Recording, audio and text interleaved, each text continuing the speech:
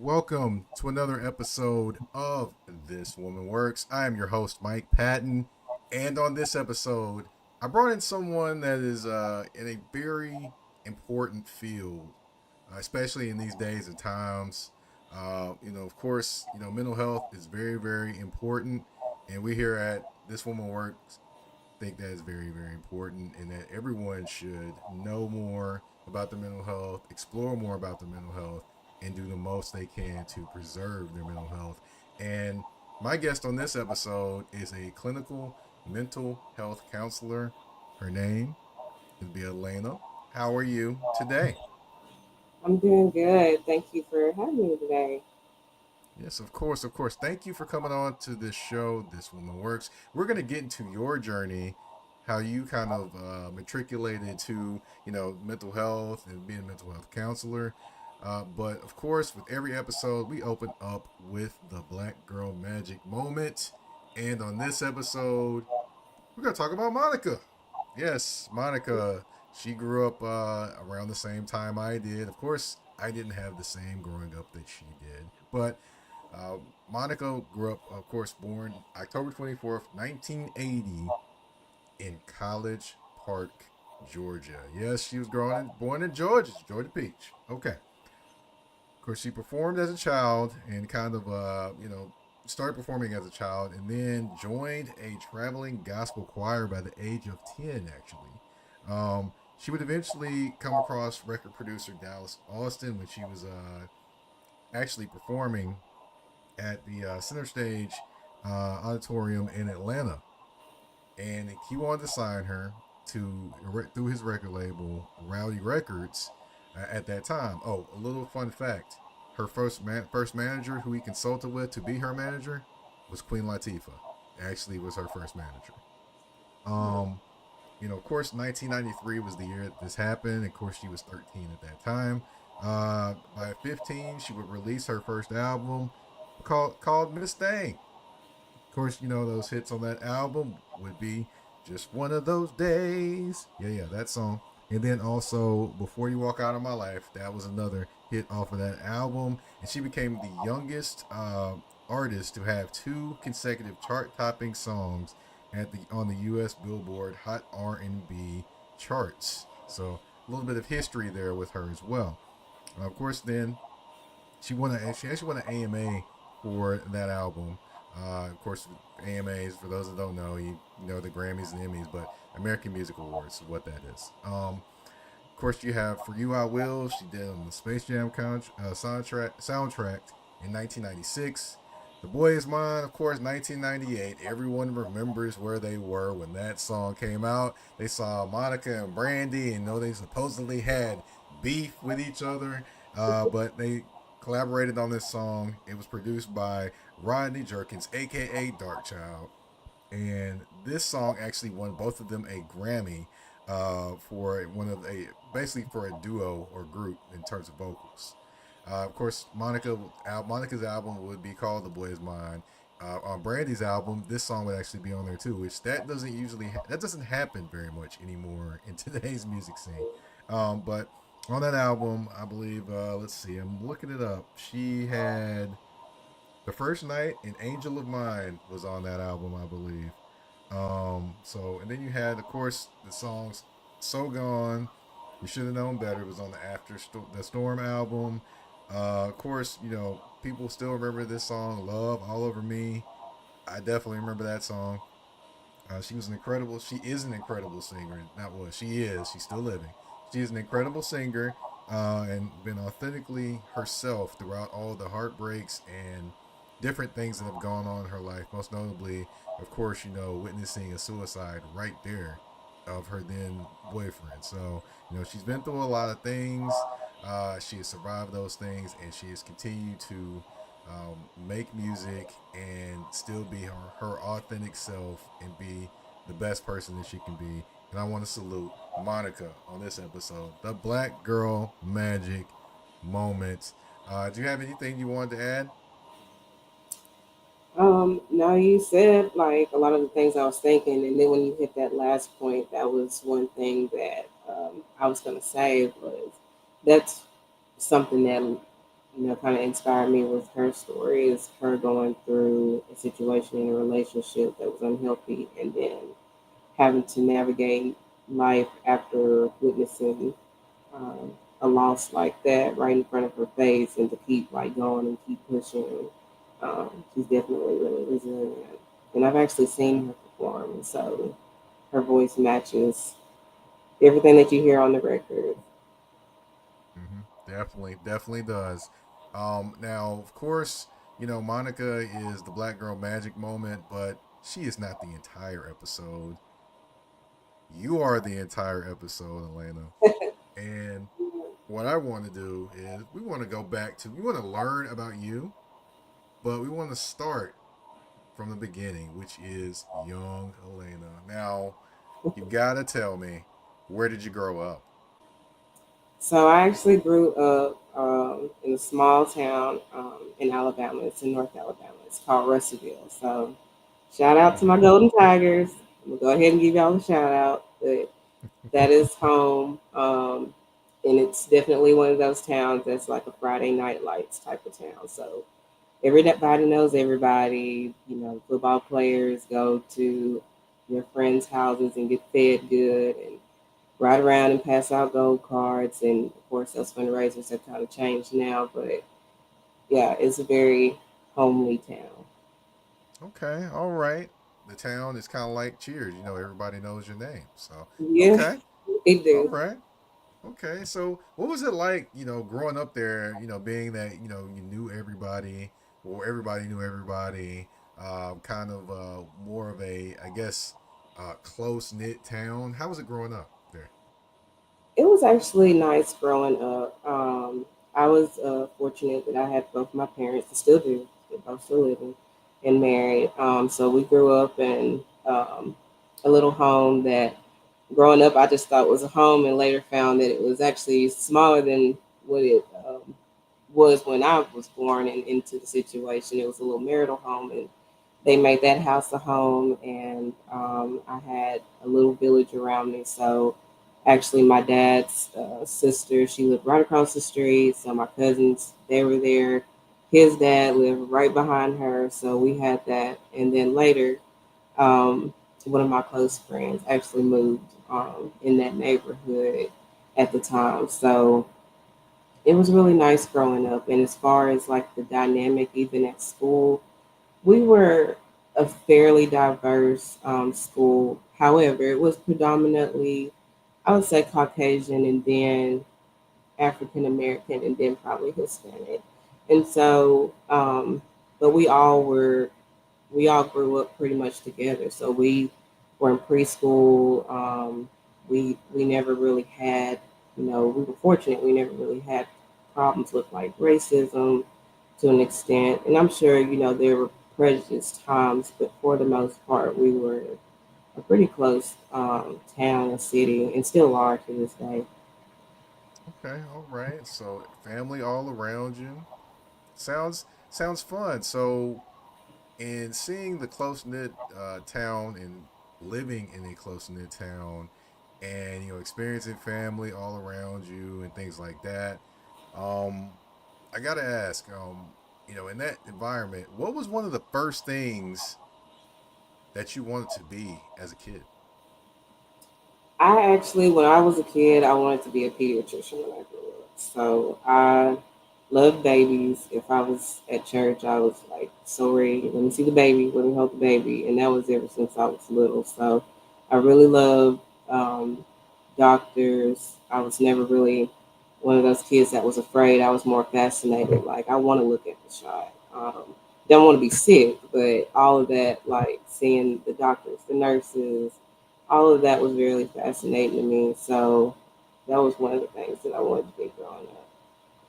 Got you, got you. Well, you didn't quite end up being, in the kind of the doctor Yeah, field in that sense, but yeah. you did end up being in a field to help people. We're going to go into your career and how you got into your career, but we're going to take a quick commercial break. We'll be right back on This Woman Works. EBO Beard Butter and EBO Beard Wash are two of the best beard grooming products for men worldwide. They help promote growth, keep your beard moisturized and soft, and enhance your overall upkeep of your facial hair. And with the new promo code MPAFC10, you can get 10% off all these products. Just go to www.etsy.com/shop/EBO Beard Butter. Again, that's www.etsy.com/shop/EBO Beard Butter. And again, the promo code MPAFC10. Again, MPAFC10, where you can get 10% off any products except for beard boxes. So treat your beard better today by going to get these the EBO Beard Butter and EBO Beard Wash.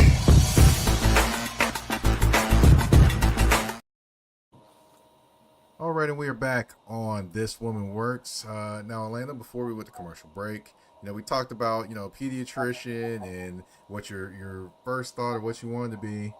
You didn't quite go that path. You ended up being a mental health counselor. So, with that being said, your career, can you just kind of, I guess, break down all the things that you do? I know I don't want to shortchange anything.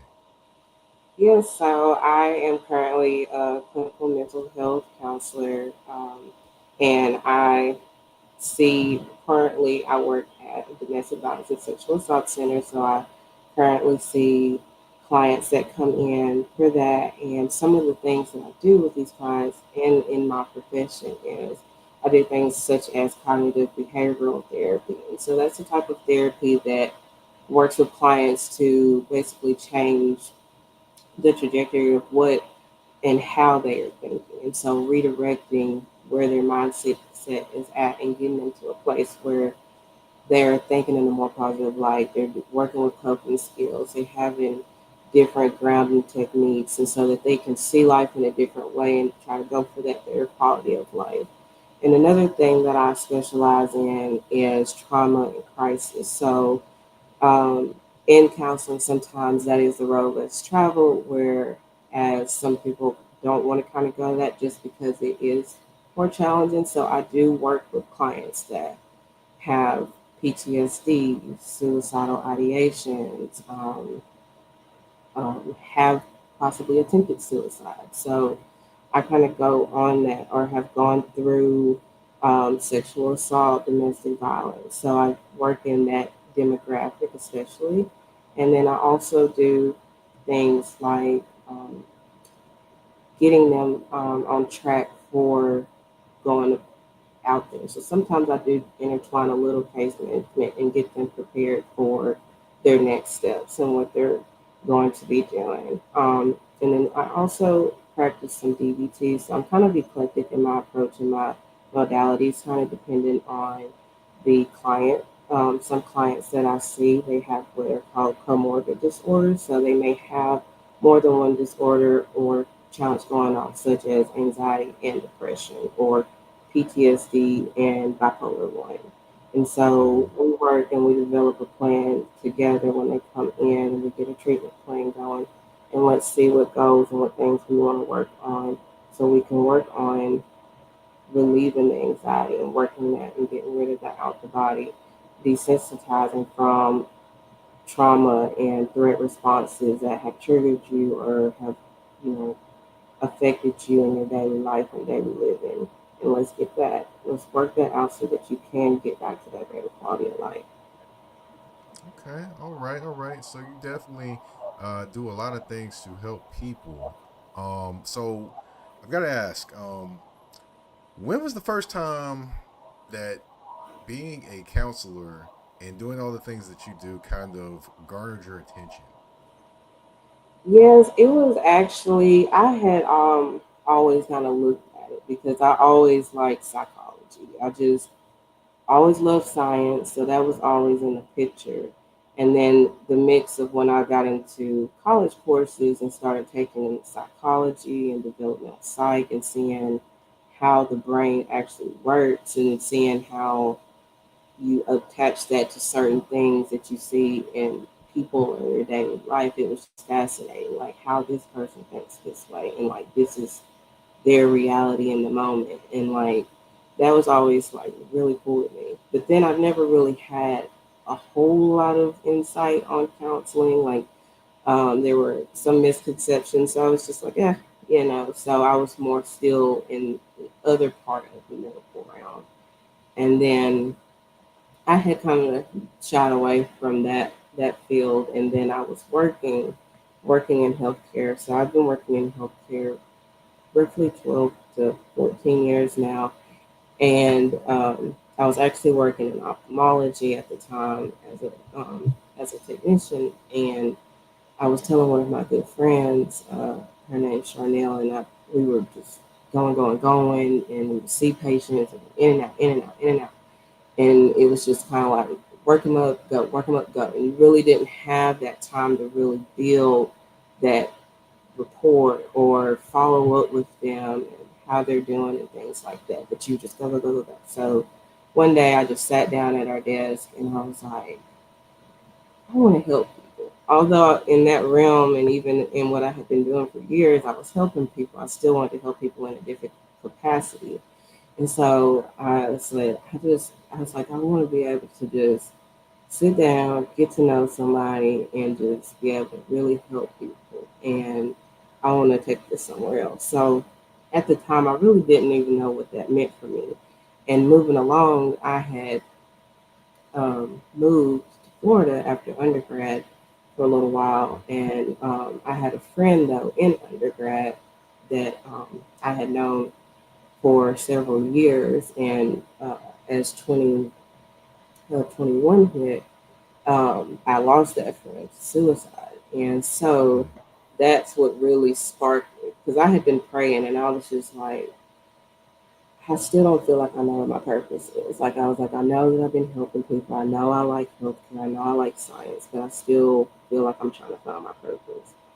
And so I had known some people, but not close to a point that had lost someone. So when he passed, I was just wow because it was one of those moments where there were I didn't see any signs. You know, we had talked a few weeks prior, and it had been a little while since we seen each other. We were living different lives, and he was just my friend, and we were following up, and we were like, "Hey, we got to be in town. Like, we should get up." And we pick on each other almost like a nagging brother and sister. And so I was like, "Yeah, we'll get up. We'll try to get up next week." And then I started seeing posts, and I was like, so it sounds like something's not right. And so then I got out and I started reaching out to some people that he knew, and I was like, hey, I'm not trying to pry, but I just got to know. And then that's when one of his friends let me know, and it just really struck me. And so for him, he was an entrepreneur. He had graduated college. He was getting married. So just all the things. So it's just really proud of him. And so it's just like, oh, you know, all these things are seeming to go right in his life, but he's struggling.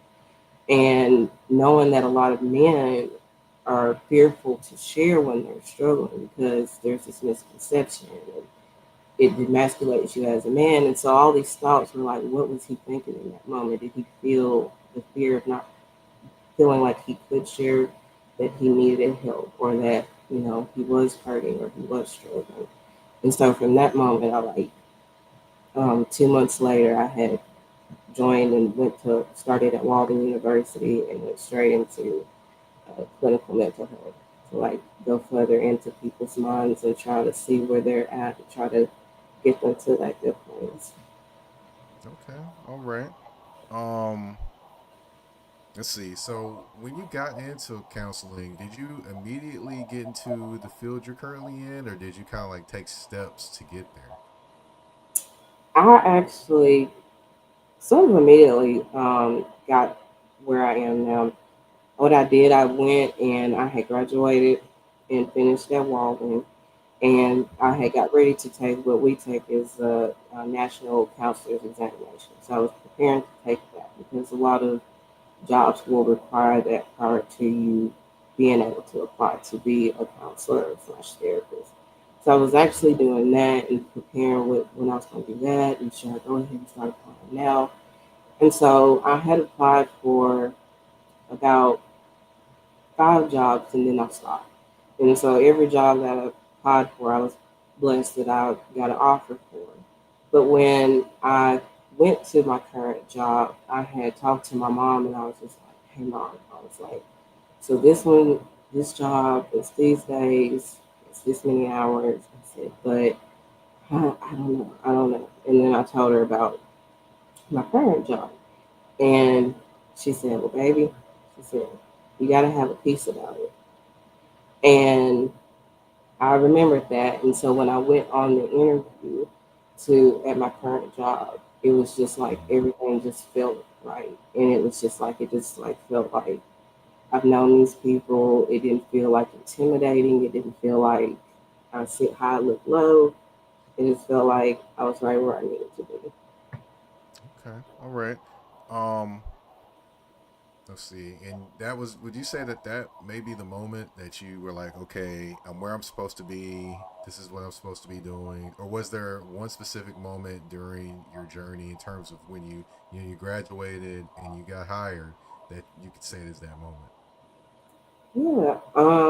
I think it's kind of there was like a pivotal moment for being in the demographic of domestic violence and sexual assault, and for me it was actually my my own story. So I had went through sexual assault when I was a freshman in college, and I had also went through domestic violence in college with an ex-boyfriend, and so at the time I did everything wrong.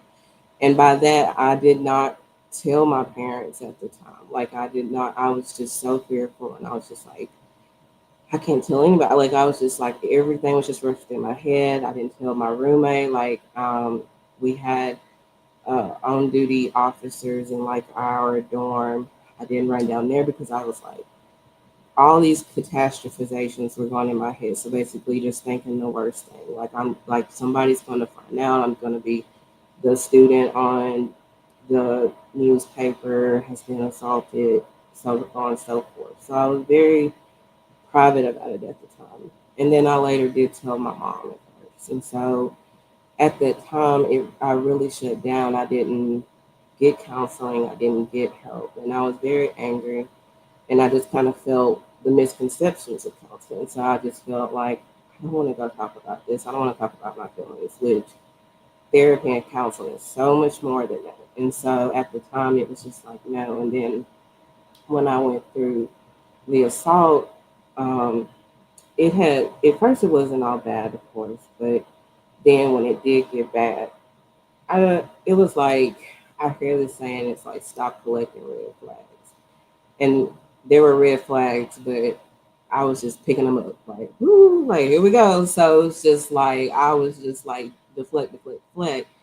And there was already kind of this image of that person at the time of like, oh, he sounds very articulate. He's in all the organizations. He's always trying to be the leader of one of the organizations. He's um, into mainstream and what's going on in the now. He dresses well, so all the things. So, anywho, so that was what he was presented as. So I just kind of was like, I don't want to tarnish this. And then when it did become violent, I had not really ever been in anything like that. And it was more of me.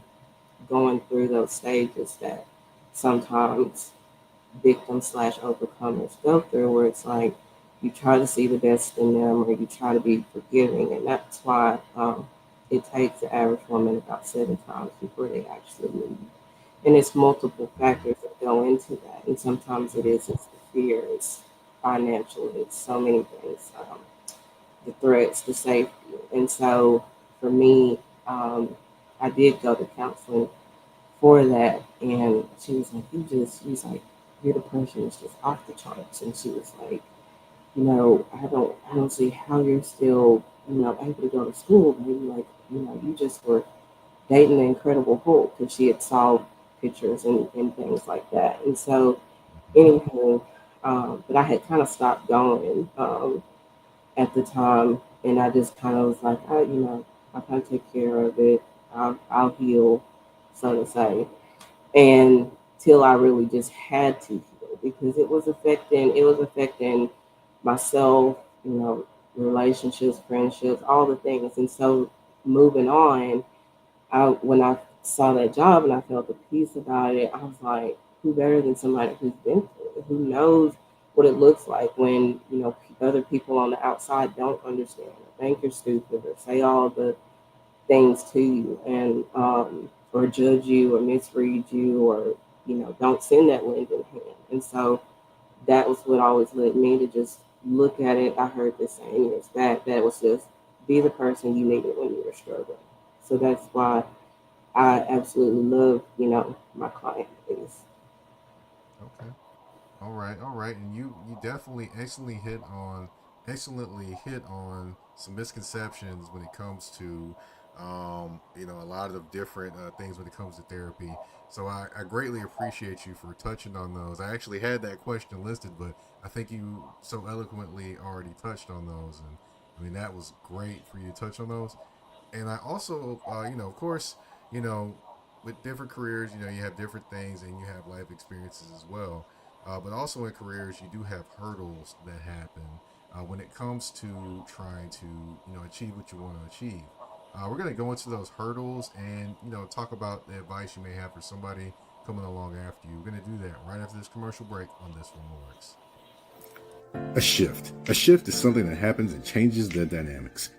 And that's what happened when Garrett Logistics was born. After 10 years as a sales pro in the logistics world of sporting goods, John Garrett decided to pivot to the world of freight and start a brokerage. So you're saying to yourself, why trust Garrett Logistics? Well, Garrett Logistics helps shippers improve overall workflow, along with increased on-time pickup and delivery percentages. Last-minute loads, multi-drop pickups, and more are part of the services with Garrett Logistics. They're available Monday through Friday, 7 a.m. to 6 p.m., and Saturday, 8 a.m. to 12 p.m., all times Central Standard Time. So give them a ring at 615-400-8484. That's 615-400-8484, or you can email them at john@garrettlogistics.co or visit their website at garrettlogistics.co. Garrett Logistics, where the motto is, it's not just freight to us, it's your business.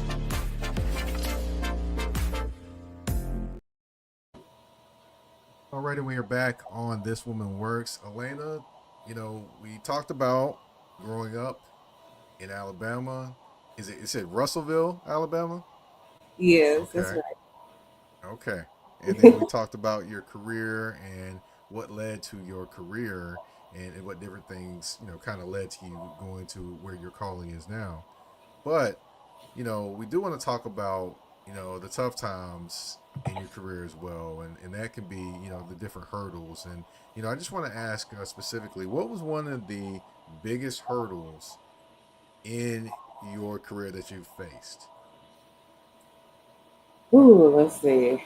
I could probably think of two. One of the biggest ones was actually getting the hurdle to get to my career. And that was not the whole time of school, but when I started going into my field work and seeing my clients prior to my current job, that was a hurdle for me where it's just like I smile now, but I was just like, I don't think I'm going to make it. So during the week, I had I had to pay my bills and take care of that. And during your internship, although you're seeing clients, like I was not getting paid for that. So I would work at nighttime. So I worked um, 12 and a half hour shifts. And it would be times that sometimes it would just be like me and my good friend Tracy, or and it'd be like two people. I have clients because I did mental health, addiction, and recovery prior to my current job now, where I have my own individual clients. And I would work 8 p.m. to 8 a.m. and then go home, um, take a quick shower, take a nap, drive to Hendersonville, like another 45 minutes, see clients through the day, get done around 6:30, and then drive out to Pegram and then work 8 to 8. And also have to, Pegram? yeah, Wow. And so Hendersonville to Pegram, for those that don't know, I just want to, didn't mean to interrupt your story, but for those that don't know, Hendersonville to Pegram, that's probably a good hour or so drive, if not more than that. And, thank God you didn't have to do it during rush hour. Because if you did, no, oh my goodness, that'd have been about an hour and a half, 2 hour drive. But go ahead with your story. I'm sorry. I just had to kind of put that in a picture for people that don't understand what that drive to Hendersonville to Pegram is like. yes, it, oh my goodness. So I was roughly hitting about 3 hours every day of driving. And so it did not become fun anymore after about a month of doing that. So I was just like, oh my gosh, Lord, give me strength, because I was right there, but I was getting worn out. And I'm just like, I don't know, I'm going to do this. Maybe I'm going to have to stop working, because some do just have to stop working. But I was like, that's not an option. So I've got to make this work. So that was a very pivotal time, but very proud because I uh, came out and had A's and all my things, hit all my hours, and that was very stressful too, because what we have to do as counselors is you have to acquire so many hours with your clients, and then you have to do so many hours of indirect, which is like any type of form of studying or research that you do. So we have to do 600 hours of direct hours on top of having coursework, on top of submitting videos and modalities and techniques that we're using. And then in my current job, one hurdle that I've had to overcome, I would say the part of where I want to help more. And what I mean by that is that where I work, we are grant funded. And so we do a lot for our clients. Like we have resources such as transitional housing. So if they're male or female, we typically have more like 70-30 when it comes to female to male ratio that come in the office, whether it be for therapy. We also, the other side, offer like orders of protection and so on. So if somebody, say like a mother is trying to flee a situation, we can help them if we have the funding in our budget to get housing for maybe that first 6 months to a year, and just let them land on their feet, find a job, like get all the things, and just worry about the other things, and hey, we can take care of you. And so that stuff like that is hard. Sometimes I'll have clients that they need so much because they're trying so hard. So they might be homeless, no job, no car, because I have some clients that when we started, I helped them. We have a shelter, and like they came with a bag. I have a client, and she came with just her and her toddler daughter.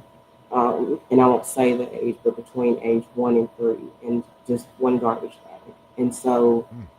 when we don't have all the funding and things of that nature, where I can just be like, yeah, like, I can do this for this person. Sometimes that's a hard hurdle. Um, Personal hurdle, probably just like, I would probably say just trying to know, like, hey, you got this. Sometimes you have moments where you have cases and clients come in, and it can seem like, Mm-hmm. oh, like, do I have the tools and do I have the resources? Like, and you have to make sure that you don't like let imposter syndrome come into play, and then you're like, wait a minute, I got this, like, and so Mhm.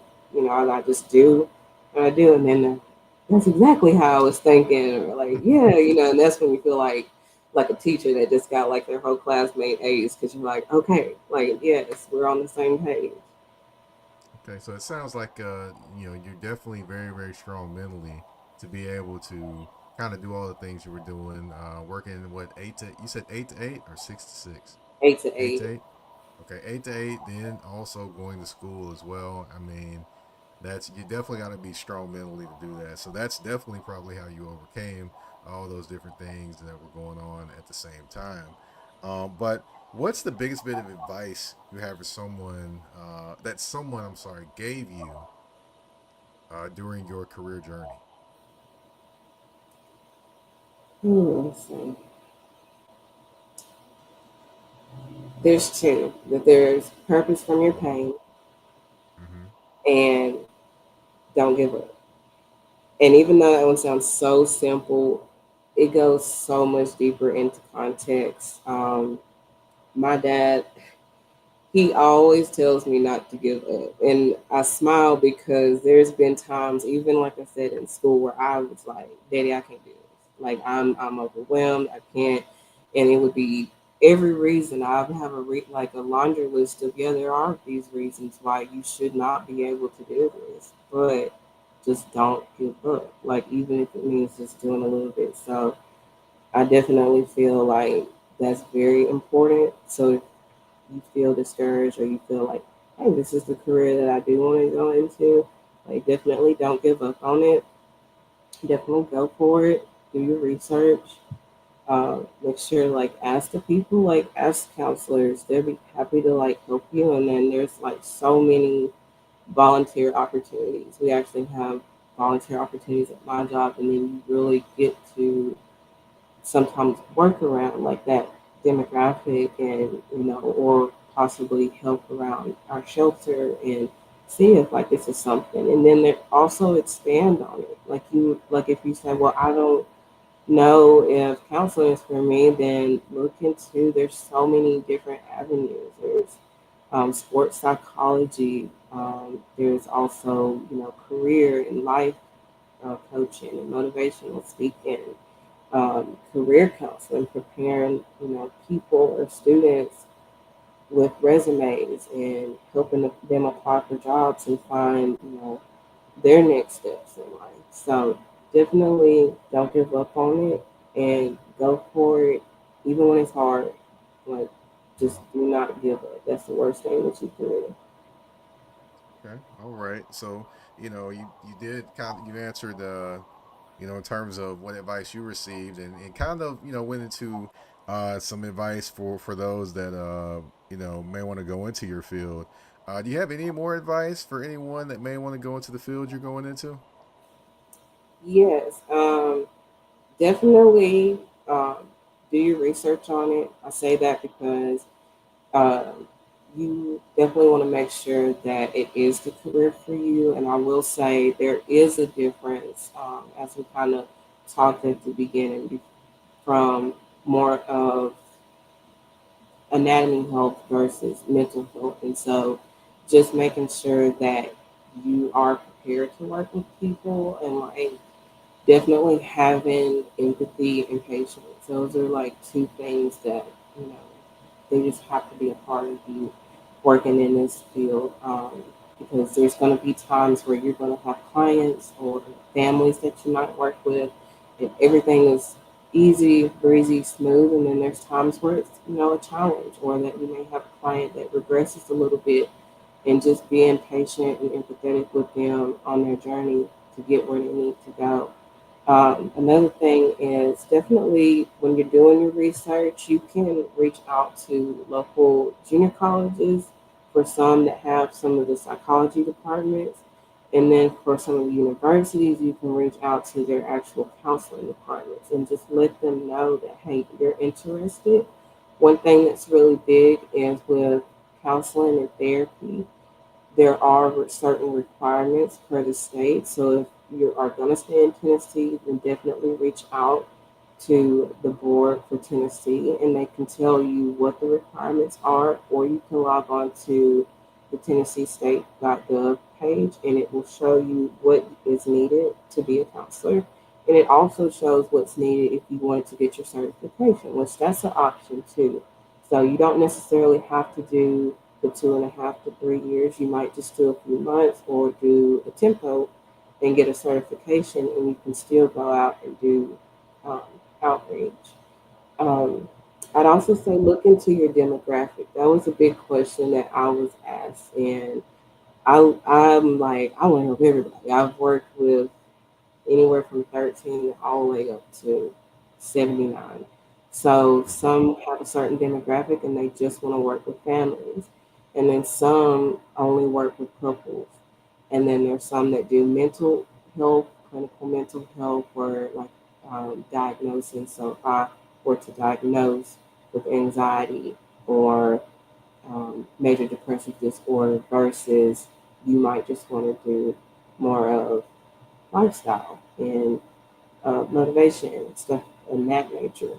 Look into school counseling because that's a really good option too. A lot of kids love school counseling. Like I said, I've worked with teenagers and they they need it. They suck up counseling too. It's never too early to start. Um, and if there are questions, like you can always feel free to reach out to me. You can shoot me an email. I'll be happy to help you if you say like, "Hey, I need help looking into school," or point me into a direction of a counselor. Then definitely reach out to me, and I'll get you pointed in the direction, or even send you some groups on my socials that are in the area that have these different workshops that are free, and that you can come out and learn more about it. Okay. All right. Well, we're gonna give out you're gonna have the chance at the end of the show, kind of give out information and go over, ways that people can reach out to you. Definitely gonna give you that floor. But of course, we have reached the end of the show in terms of giving going through your career journey and how you kind of got to where you started to where you started from where you started to where you are now. But of course, we wouldn't. We're not gonna end the show just talking business. We're gonna have a little fun too, and that's where the speed round comes into play. It's 10 random questions. You have no idea what any of these questions are. That's what makes it even more fun. So, are you ready? I hope so. You are. You are. It'll be fun.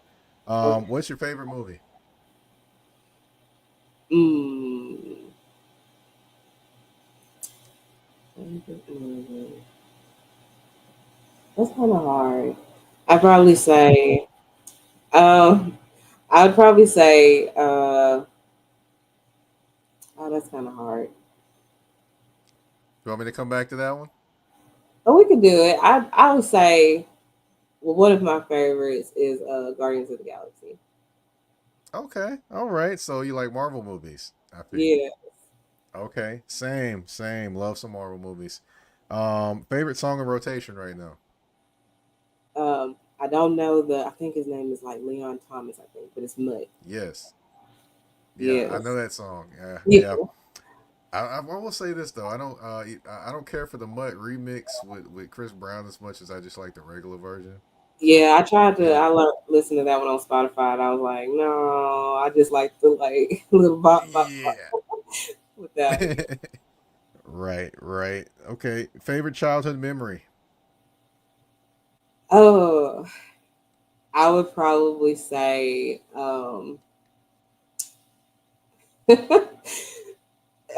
so we used to go to. I'll make a long story short. We used to go to Gulf Shores and Orange Beach every year around the summer, and so we had went down there. But my dad had a business meeting, so he was in his meetings.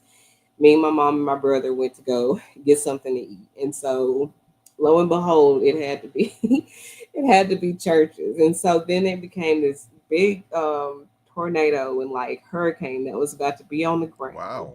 Um, Out of nowhere, we literally had left the condo, and so So at that time, my mom, she's like raised Cadillac. So we had a Cadillac and we were in the Cadillac, but the cat, I don't know what happened with the battery or whatever. So we get the chicken, we get the food, and we try to crank up the car and we cannot crank up the car. So here we are, it's getting black outside. We're stuck. We don't know anybody around us. And my mom was so angry at my dad. And she was like, here we are, stuck out in the middle of nowhere with a bucket of chicken. And like, so I don't know how that chicken was gonna save us, but me and my brother were just cracking up. So I will never ever forget that. Okay, all right. Worst movie you've ever seen? Ooh, the worst movie. Gosh, let me think. I would probably say, okay, I'd probably say the last Twilight movie. Okay, all right. So first I've heard that one. I'm still waiting on somebody to tell me Soul Plane was the worst movie they've ever seen. But Okay, I would nobody said it yet. But no. I'm not gonna try to talk you into it. But I I just I kind of wonder. I'm like, dang, nobody said it yet. But you know, we'll see if it happens one day. Your favorite artist currently? hmm, currently I actually like the Leon Thomas guy right now. That's how I've actually been listening to a lot lately. Okay, all right. Favorite food? Crawfish. Okay, all right. Favorite restaurant? Mm, probably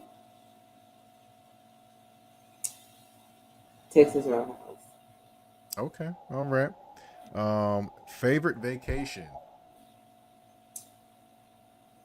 Favorite vacation when I went to the Bahamas.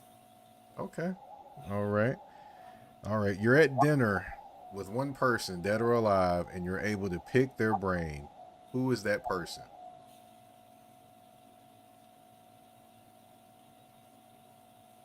Okay, now is this a celebrity? It can be a celebrity. It can be someone that you know on a personal level. Hmm.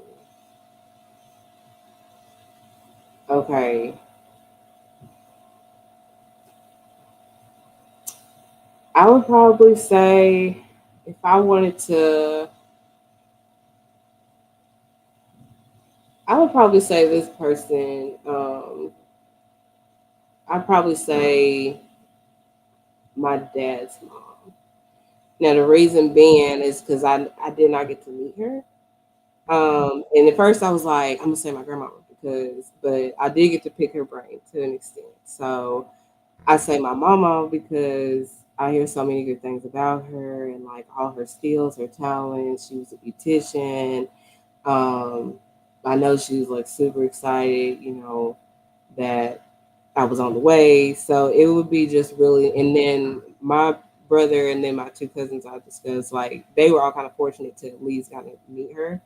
So it'd be nice to just be like, hey, like this is me, like this is what I look like, and Mm-hmm. like just kind of get to know her life. Okay. All right. And the last one I got for you. Who plays you in a biopic? Um, I don't, who looks like me? I don't know. I I know would you've had probably. someone say that. So I know you've had somebody say someone looks like you before. That's what I'm trying to think. Who do I look like? Hmm. I don't think anybody like. I don't think I look like. I don't think anybody told me I look like a celebrity before that I can think of at least. I know. I can't think of that one. I I've would got probably. another question for you. Okay. Then, if okay, I've got another question for you to replace that one. Okay. All right, what was the most embarrassing job you've ever had? Um, the most embarrassing job was probably when I worked at McNasty. I call it What? McNasty. Oh, Um, gotta be McDonald's. yeah. Yeah. Oh my goodness, what made it so bad? Not because it was McDonald's. It was just because I was like there for a hot second. I was supposed to not even really be working at the time because I had had surgery, and I was just like, I'm gonna work anyway because I couldn't get too hot, and so I'm Mhm. over here we're running around, and I was just like, no, this ain't it, and it was just in that location they had a lot going on. I just leave it at Okay. that. They had a lot going on, so I was like in and out of that one. So I say it's Mhm. embarrassing because I did not last long. I was like, I gotta go. Gotcha. Okay. All right. Well, that is the speed round. All 10 questions all wrapped up. And we have reached the end of the show. I want to thank you for coming on, kind of telling us your journey, of course, from growing up all the way to where you currently are now. Alayna, the floor is yours. You can tell everyone where they can find you on social media, as well as any other things that you would like to say. Yes.